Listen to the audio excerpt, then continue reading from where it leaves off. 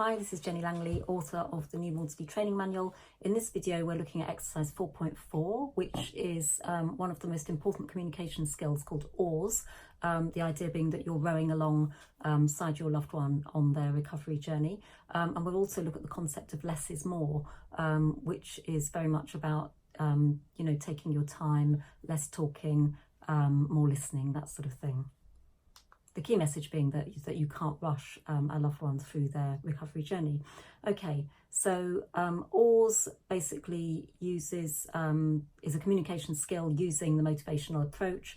It helps keep the conversation reflective and mindful, and the aim is for carers to be aware of everything that we say to our loved ones and how we say it. And the most important thing is to keep practicing in everything we do. So practice in front of the mirror, practice with your partner, practice with colleagues at work. It really does need, it's not intuitive, so it really does need practice before it sounds genuine. When I first learnt this, I did feel that it sounded very patronising, but actually now I just use it all the time without thinking. It can also be used, so as well as being used with your loved one, it can also be used when communicating with any carers, so that includes medical professionals. So think about times when there might be friction with the medical team, there might be different viewpoints about the treatment plans, carers being in a different place than the medical team, and we revisit this in module 6, which is all about collaboration between all carers, including medical team, GP, going to A&E and all that sort of thing. Okay. What does OARS stand for? So the O is open questions. So this is a skillful questioning style that basically invites the sufferer to respond. Affirmations, which is basically, it's not saying well done for eating your meal. It's basically affirmations of the character strengths of the sufferer to build confidence and motivation to make their own changes. Reflections, so basically non-judgmental listening style, developing empathy, acknowledging the challenges of change, reflecting on emotions, that sort of thing. And then periodically giving summaries, so basically saying, can I just check that this is what we've agreed, this is what we've been talking about. So throughout this whole conversation, you're giving the sufferer lots of opportunities to correct your thought processes, or maybe you've misinterpreted something, or maybe they've said something in a way that they didn't really mean, and so you're giving them lots of opportunities to correct you. So we have some guidelines. So this is a really difficult one. So for every time you ask an open question, the idea is that you then give back 3 reflections or affirmations. Now, when I first started using this, I was always rushing in with far too many questions. So I was part of a telephone coaching research program, and when we were coded, it was always like too many questions, not enough listening and reflecting. So I really had to practice to get the balance right. But now, as I say, it's become very intuitive. Less is more. So the concept of less is more is really useful when things seem to be a little bit stuck, like you're not getting anywhere. So let's quickly have a look at that. So basically it's less talking and more listening and guiding and nudging. So like the dolphin, really. So listen, the L is listening, so active and reflective listening without judgment. The E is for empathy, so really putting yourself in the sufferer's shoes. So we did a lot of practice on this, didn't we, in module 2, with all those exercises to develop empathy for the plight of the person with the eating disorder. The 2 S's, the first S is share in the non-eating disorder parts of life. So it's really tempting, isn't it, to keep focusing on what did you eat today, what is your weight, how you what do the doctors say, and all that sort of thing. And actually the sufferers get really fed up with that. They feel that you can't see them apart from anything else, that they're a person who needs to eat more, or get back to normal eating, or to lose weight if they've got a binge eating disorder or something like that. And then the other S is the unconditional support. So it's sort of kind of the St. Bernard. Whatever the eating disorder throws at you, then you, in the face of any avalanche, you're still there with unconditional love. So if you feel stuck, always remember, like, less is more, and less is more can be used at any of the stages of the cycle of change. So this picture illustrates that. So if your loved one's in pre-contemplation, try not to give them too much direction. So more support and encouragement, calmly observing what you're noticing. So I can see that you're cold and tired and finding it difficult to concentrate, but without judgment, and acknowledge that there are benefits to the eating disorder. Remember that exercise we did back in module 2 about the benefits of the eating disorder. when the loved ones move around to contemplation, remember that it's really tempting for carers to rush in and sort of, overwater any green shoots of signs of change.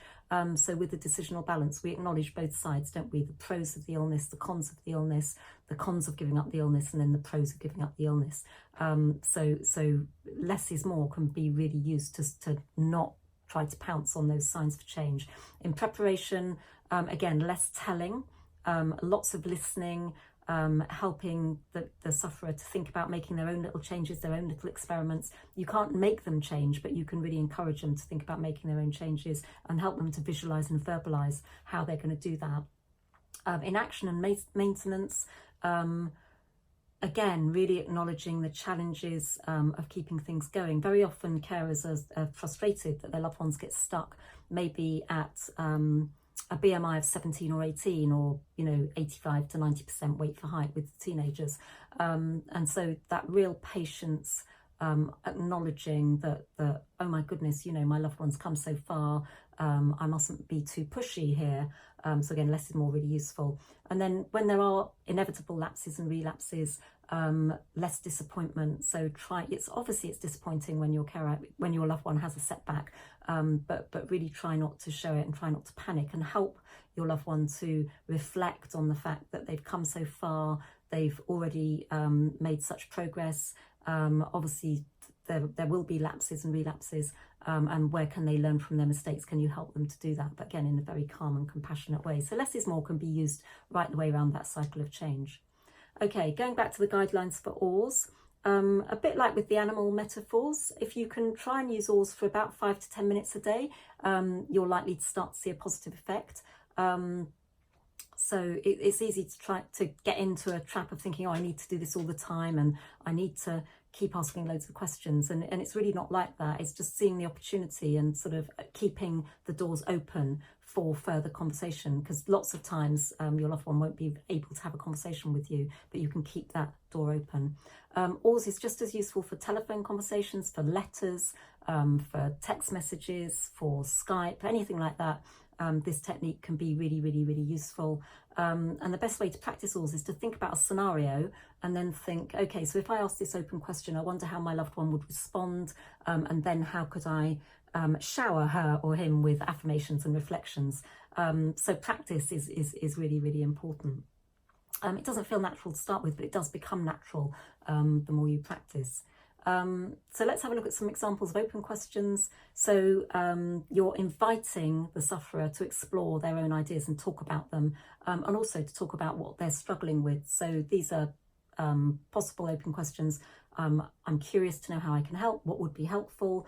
What would you like the next steps to be? Help me understand what you feel your options are, or just help me understand, what's going on right now. And try and avoid why questions, because they can sound a bit too sort of directive and pushy. The idea is open questions can't be answered with a yes or no. Now, of course, open questions can be answered with a grunt or a blank face or a slammed door, and that just tells you that your loved one is just not ready to have that conversation. But the benefit is that with an open question, you've kept the door open for the conversation to come back at a later stage. Affirmations, so these are some examples. Thank you for telling me how you're feeling. Thank you for telling me how I've made you feel, and thank you for explaining that to me. So thank you is a really, really good affirmation. So anytime that your loved one is telling you something, it's really good just to say, thank you for telling me that.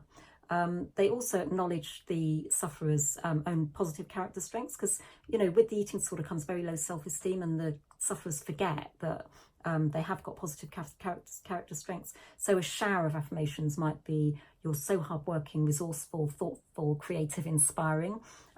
If they come up with an idea, that's a really great idea. Just acknowledging the difficulty. I can see that you're finding these things difficult. You displayed a great deal of courage or strength or determination or perseverance. These are all really, really useful affirmations. And I'm not sure other people would manage so well in this sort of situation. So those are a few examples. Okay, reflections. Basically, you're reflecting back what you've just heard, but there can be all sorts of different complex reflections, and we look at some of those in some of the other exercising. So you might be just simply repeating their words back, or you might be paraphrasing. You might repeat back with a little twist. or you might reflect on their emotions. So you might say, I can see you're struggling to start and finish this. Please correct me if I'm wrong. What I think you mean is, and then they can correct you if you are wrong. It must be tough for you trying to fit everything in. You seem overwhelmed, exhausted, distressed, and so on. And then summary, really important. Every now and then during the conversation, just pull it all together. Can I just check in? Have I understood you correctly? Is this what you meant to say? Giving the loved one an opportunity to say, no, that's not quite what I mean, or yes, that is what I meant. So in summary, we've talked about X, Y, and Z. We've covered a lot. Would you agree these are the next steps? Are these the key things that we're going to take away from this? We've had a really great conversation. Let's come back to this on Sunday, or, sort of checking in for the next stage. So let's have a look at a scenario. So in this scenario, so Bella is taller than her mum but doesn't want to weigh more. This is really common, and it's proving to be a huge stumbling block in her recovery journey. So her dad uses OARS to try and open up a conversation. So an open question might be, Bella, could you help me understand more about why you don't want to weigh more than mum, even though you are taller by several inches and you are still growing? So quite logical, but it is an open question. Help me understand. Bella's response could be anything, but let's guess.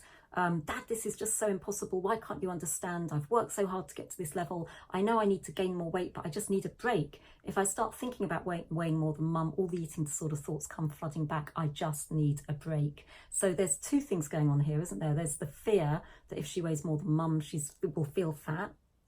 Lots of daughters would say that. And then there's also just, look, I've come so far, I just need a break. Okay, so that's quite clear. But this is a gift because Dad can then reflect on everything that Bella's just said there. So possible affirmations: thank you for telling me how you're feeling. You've worked really hard and we know how determined you are to get better. It's good that you can put your thoughts and feelings into words. It really helps me to understand better. Reflections: you feel the next stage is impossible. You feel stuck. The thought of weighing more than mum makes your eating disorder voice shout louder. So acknowledging that that's really hard.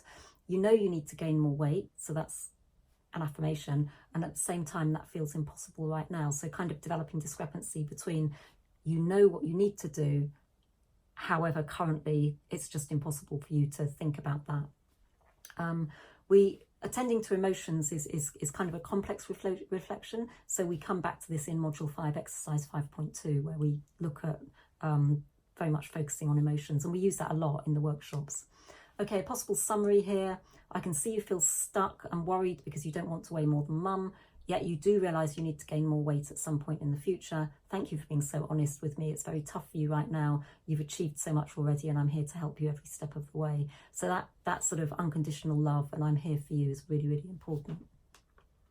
This is a pictorial view showing that OARS can be used in all around the stages of change. So you can calmly observe in pre-contemplation.